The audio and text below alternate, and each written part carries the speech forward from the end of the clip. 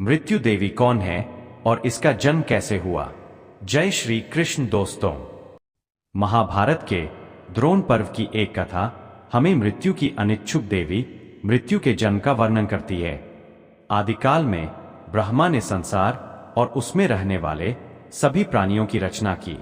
हालांकि सृष्टिकर्ता की दिव्य शक्तियों से युक्त जीवों को अमरता प्राप्त थी। जल्द ही संसार ऐसे प्राणियों से भर गया जो गुनाह तो कर सकते थे लेकिन कभी नहीं मर सकते थे। ब्रह्मा ने हर जगह समाधान खोजा लेकिन उन्हें कोई उपाय नहीं मिला। निराश और व्यथित होकर उनके क्रोध ने आकाश में आग लगा दी और संसार के विनाश का खतरा पैदा कर दिया। शिव समस्त ब्रह्मांड के आसन अंत को देखते हुए जीवों के लिए प्रार्थना करने ब्रह्मा के पास गए। आप समस्त जगत के रचयिता और उपकारक हैं। हे प्रभु, आप उन्हें नष्ट क्यों करना चाहते हैं? ब्रह्मा सौंदर्यदर्शी से मिलकर काफी देर तक शांत रहे और समझाया, भूमि देवी अत्यधिक भार से दबी हुई है और मुझसे विनती कर रही है कि मैं उनका कुछ भार हटाकर उनका कष्ट कम कर दूं। मुझे कोई उपयुक्त उपाय नहीं सूझा और मैंने क्रोध को अपने ऊपर हावी होने दिया। शिव, जिन्हें रुद्र भी कहा जाता है, क्रोध के बारे में अच्छी तरह जानते थे।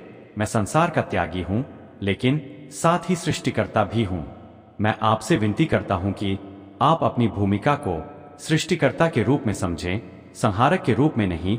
शिव के तर्क को स्वीकार करते हुए ब्रह्मा ने अपने आप को संभाला और जीवन मृत्यु की समस्या का समाधान सोचने बैठ गए। सोचते सोचते अनजाने में उनकी भौहें तन गईं और उनकी भौहों से एक स्त्री प्रकट हुई। वह भूरी और सांवली थी, उसकी आंखें बड़ी बड़ी थीं और जीभ बाहर निकली हुई थी। वह सिर से पांव तक लाल वस्त्र पहने थी और चमकीले आभूषणों से सुसज्जित थी। वह दोनों देवताओं को आशा भरी निगाहों से देख रही थी। उसे समझ नहीं आ रहा था कि उसका जन्म क्यों हुआ है। ब्रह्मा ने उसकी ओर देखा और उसका नाम मृत्यु रखा।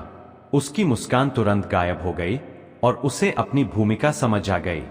ब्रह्मा ने आगे कहा, मैं चाहता हूं कि तुम इन सभी प्राणियों का वध करो। वह उस पाप पर विलाप करते हुए रो पड़ी जो उसे करने के लिए कहा जा रहा था। मैं पीड़ा और हिंसा पहुंचाने का विचार भी नहीं सह सकती। मैं जीवित प्राणियों के प्राण लेने की कल्पना भी नहीं कर सकती। मुझे डर है कि जिन लोगों के प्रियजनों की हत्या हुई है वे मुझे शाप दे सकते हैं या अधर्म के कारण मुझे हानि पहुंचा सकते हैं। वह और सह नहीं कर सकी और धेनुका के एक आश्रम में भाग गई जहां उसने ब्रह्मा को प्रसन्न करने के लिए 1 लाख वर्षों से भी अधिक समय तक तपस्या की। ब्रह्मा ने जब यह देखा कि मृत्यु धर्म के पालन के प्रति अडिग है तो वे उसके पास कृपा पूर्वक आए और बोले, प्रिय, तुम्हें इतना कठोर तप क्यों करना पड़ता है? उसने उत्तर दिया, आपने मुझे जो पाप करने को कहा है उनके प्रायश्चित के लिए मैं तपस्या कर रही हूं। मैं मनुष्यों और पशुओं को स्वस्थ देखती हूं और समझ नहीं पाती कि मैं ही विनाश का कारण क्यों बनूं। ब्रह्मा ने उसे जीवन चक्र समझाते हुए कहा, डरो मत पुत्री, क्योंकि तुम अपराध और पाप से मुक्त हो जाओगी।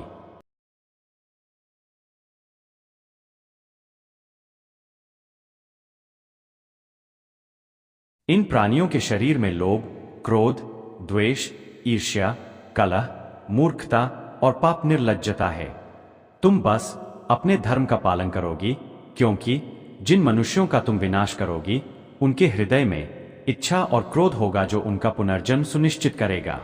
तो दोस्तों, मृत्यु की देवी की कथा आपको कैसी लगी हमें कमेंट बॉक्स में लिखकर जरूर बताइए और अगर आप हमारे चैनल पर नए हो तो चैनल को सब्सक्राइब अवश्य कर ले और वीडियो को अपने दोस्तों व परिवार वालों को भी जरूर शेयर करें। और आज की हमारी यह वीडियो देखने के लिए आपका दिल से बहुत बहुत धन्यवाद।